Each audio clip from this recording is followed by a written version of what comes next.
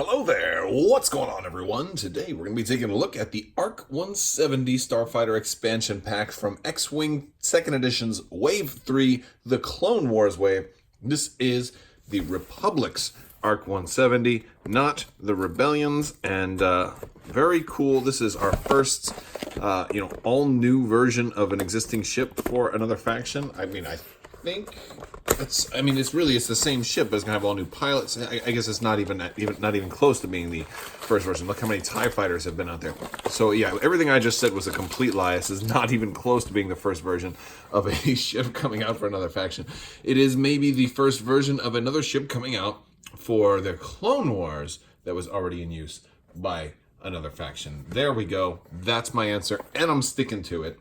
So yes. While I'm cutting this thing open, I want to remind you guys there is another round of the giveaway going on right now, so you can enter to win an expansion of your choice in the form of an Amazon gift card for $25. All you have to do to enter to win that is to become a subscriber, or if you're already a subscriber, you're halfway there, and leave a comment on this video letting me know what is your favorite ship from the Clone Wars Wave, what do you think will be announced in Wave 5, or what are you looking forward to in Wave 4?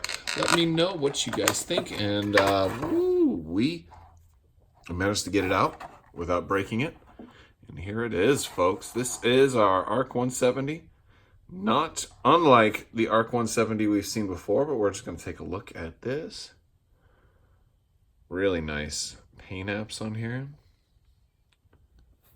Yeah, it's very, very pretty. Still a little bit of wear and tear on the engines, but not too much. Let's check the underside. We got it's a red engine glow. Not sure. Looks good though. Looks good. This was always one of the better models from X-Wing 1.0. Speaking of X-Wing 1.0, why don't we compare it to the Rebellion's ARC-170? So it looks like they definitely kept the exact same mold. If we look side to side, we can see that these guns are the same, just a different paint job.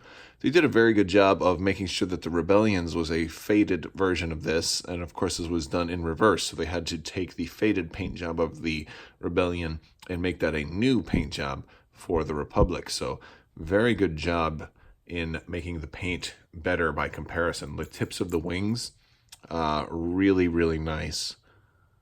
The circling around the edges of the engines, very, very nice.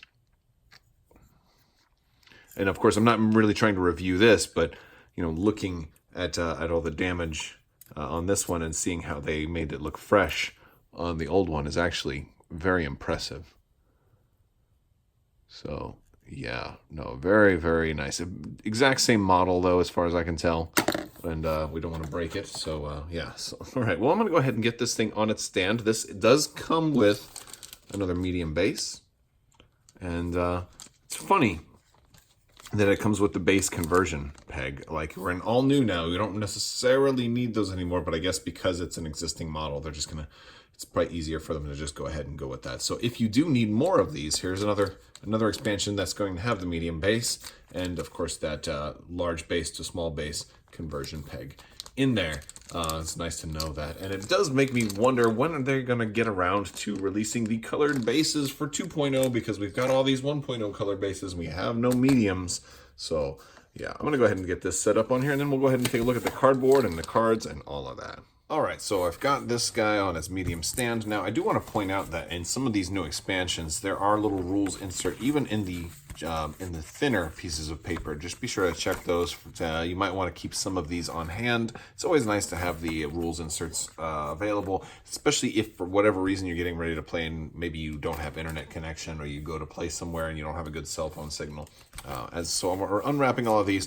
Another thing is, I gotta say, I love all these little Ziploc bags that they give out, because anytime I get a new game that has a ton of components, like I just picked up Twilight Imperium 4th edition the other day, all of these extra little baggies really come in handy when you have to, when you get a game that like requires you have 37 small bags.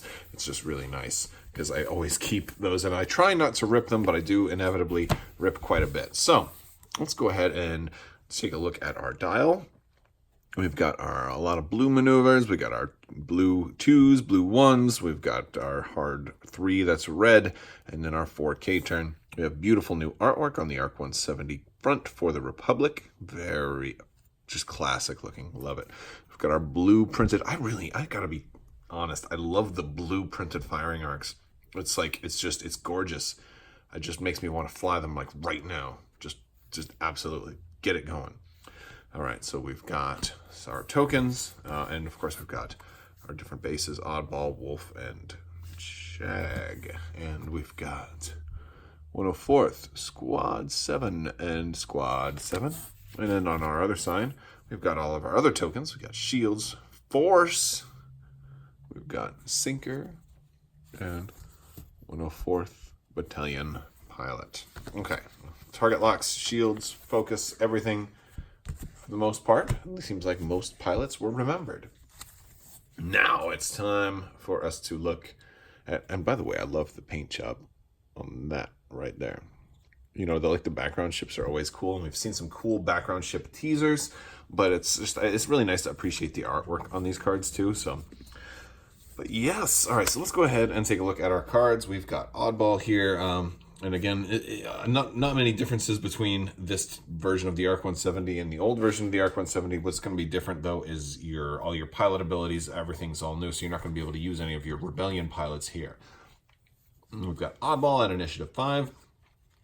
After you fully execute a red maneuver or perform a red action, if there's an enemy ship in your bullseye, you can require a lock on that ship. I think everything has been spoiled already, so I don't think any of these are really going to be new.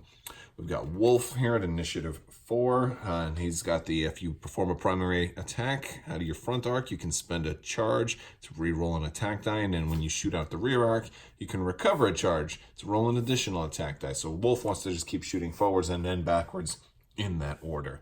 We've got Jag, who is wanting to fly side by side with other ships. I think I would really like to fly Jag with this guy with a couple of maybe V19s on his side. I think that would be a fun build to rock. Maybe even a single Jedi with them also, if I can fit it. I think I can.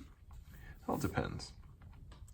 Sinker. We got Sinker. While a friendly ship at range 1-2 in your side arcs performs a primary attack, it may re-roll an attack die. We got our Squad 7 veteran and our 104th Squadron pilot. Now, we've got some of these quick build cards too. So we got 2 of those. So I'll put those up there if you would like to take a look at them. This is a good time to pause your screen. All right. And again, just a reminder, these don't necessarily represent legal builds. These are meant to just be straight up quick builds. Sometimes you will see upgrades on here that are not legal, or maybe they're legal now, but they won't be legal later. Sometimes you'll see multiples of, like, you know, a ship can take mods when it can't take mods. A ship will have 2 mods on a quick build sometimes, even if it can't. So there's all of that. So we've got dedicated right here.